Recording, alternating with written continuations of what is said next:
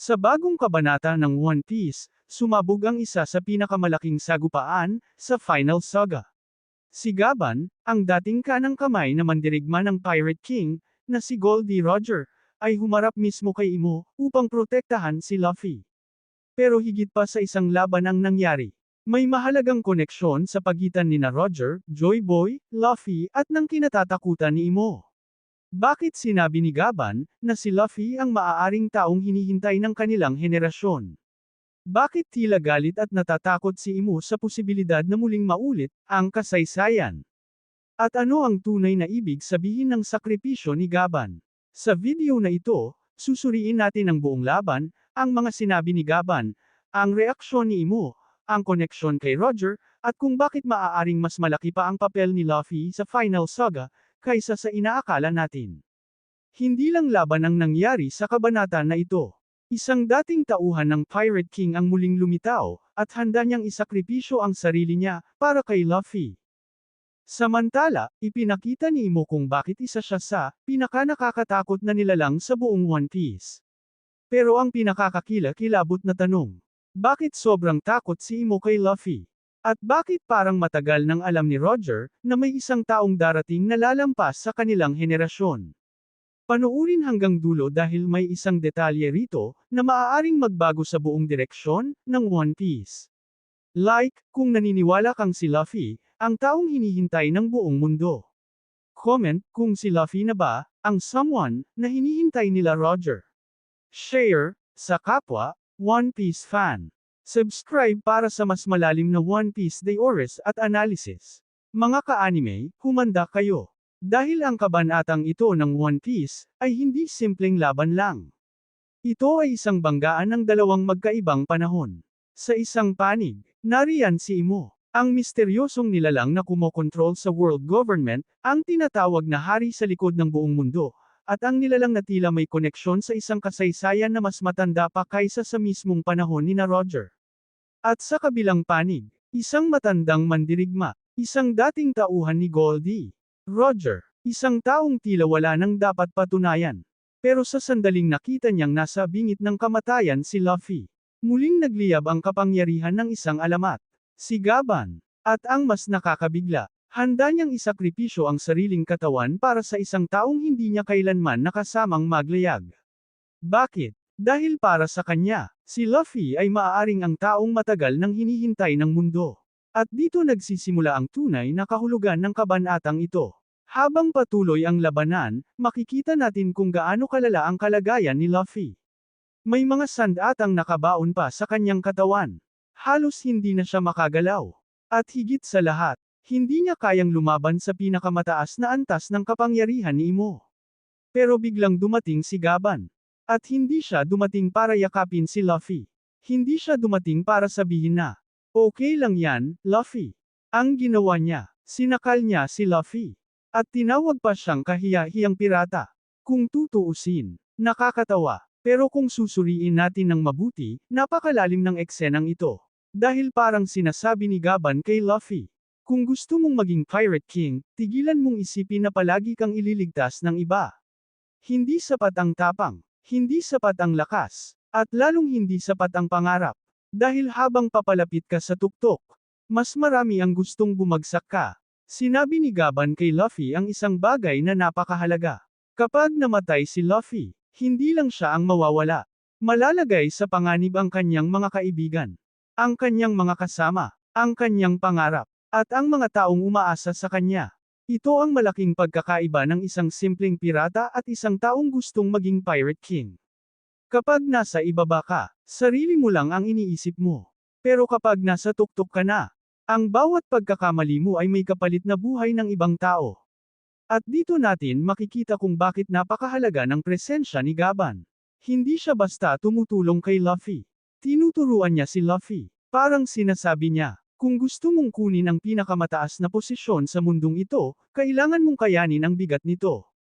At napakalakas ng parallel nito sa mga nauna nating nakita kina Rayleigh, Jinbe, at Shanks. Paulit-ulit na may mga taong nagsasakripisyo para mabuhay si Luffy. Pero may isang tanong, hanggang kailan? Darating ang panahon na si Luffy naman ang kailangang maging taong magsasakripisyo para sa iba.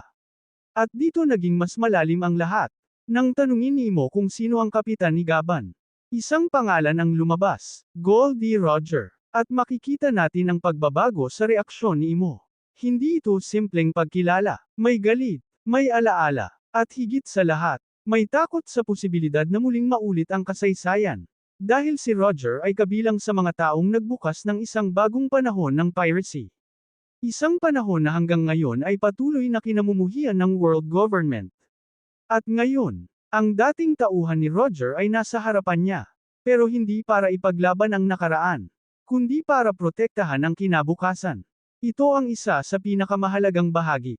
Naalala ni Gaban ang sinabi ni Roger. May isang taong darating na lalampas sa kanila. At ang kanilang henerasyon, dumating ng masyadong maaga. Roger, Rayleigh, Whitebeard, Odin, Shanks, at iba pa. Parang lahat sila ay mga taong naghanda ng daan. Pero hindi sila ang destinasyon. At dito pumapasok si Luffy. Kung tama ang interpretasyon ni Gaban, maaaring si Luffy ang taong hinihintay ng kanilang henerasyon. Hindi dahil pinakamalakas siya, hindi dahil siya ang may pinakamalaking bounty. At hindi dahil siya ang may pinakamalaking hukbo, kundi dahil siya ang may kakayahang ipagpatuloy ang pangarap na hindi nila nakumpleto. Ngayon, ito ang pinakamalaking tanong. Bakit ganito na lamang ang reaksyon ni Imo kay Luffy?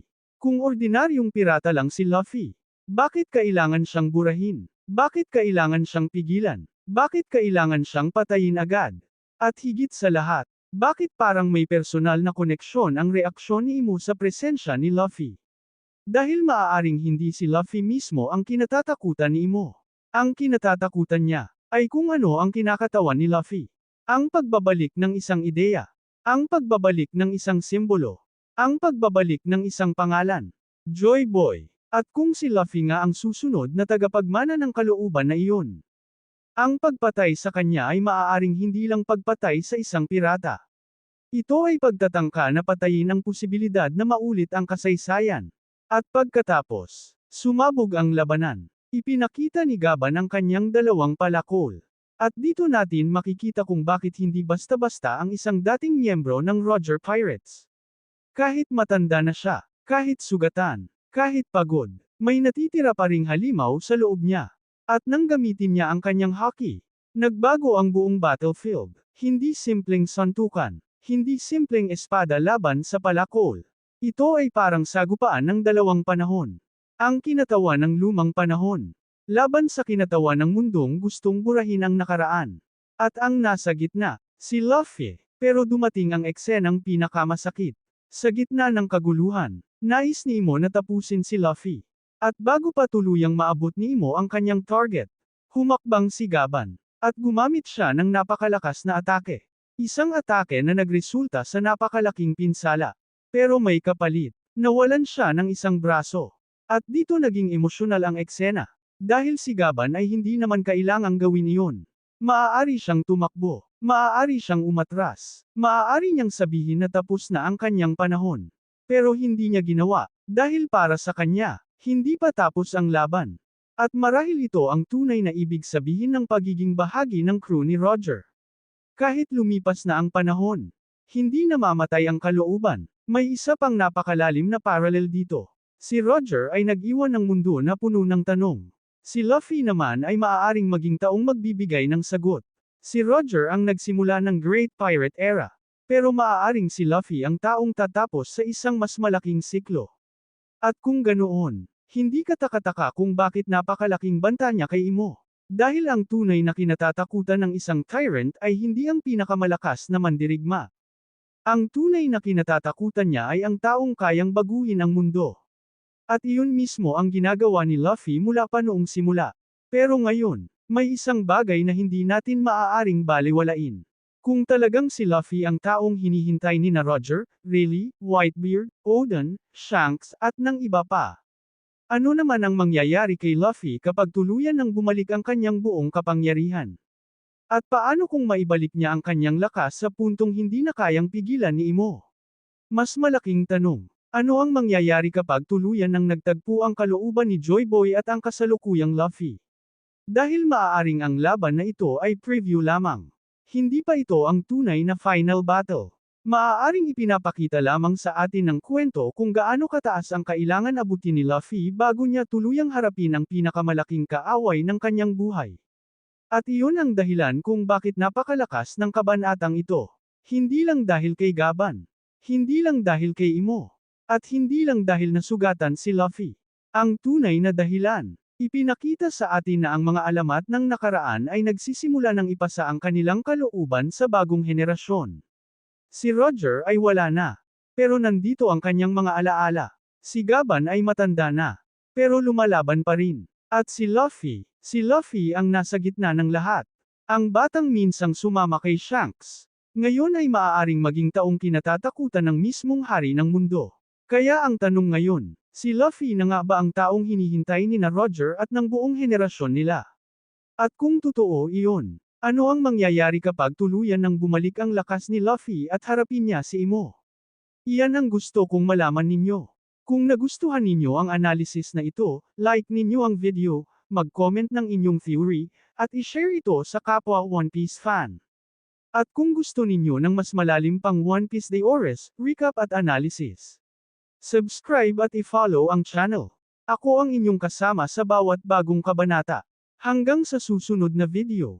Maging mapanuri, huwag basta maniwala sa lahat ng teorya, at laging abangan ang susunod na kabanata. Paalam, mga ka-anime. At tandaan, kung si Luffy nga ang taong hinihintay ng lahat, handa na ba ang mundo sa pagbabalik ng isang bagong Joy Boy? Mga ka-One Piece, ito ang tanong. Kung talagang sinabi ni Roger na may darating na taong lalampas sa kanilang henerasyon, si Luffy na ba talaga ang taong hinihintay nila? At kung ganoon, bakit sobrang desperado si Imo na patayin si Luffy? Comment, Luffy is the one, kung naniniwala kang siya na ang sagot. Like kung ulit mo ang analysis. Share sa isang One Piece fan. Subscribe para sa susunod na chapter analysis. Tingnan natin kung sino ang unang makakapagbigay ng pinakamalakas na theory.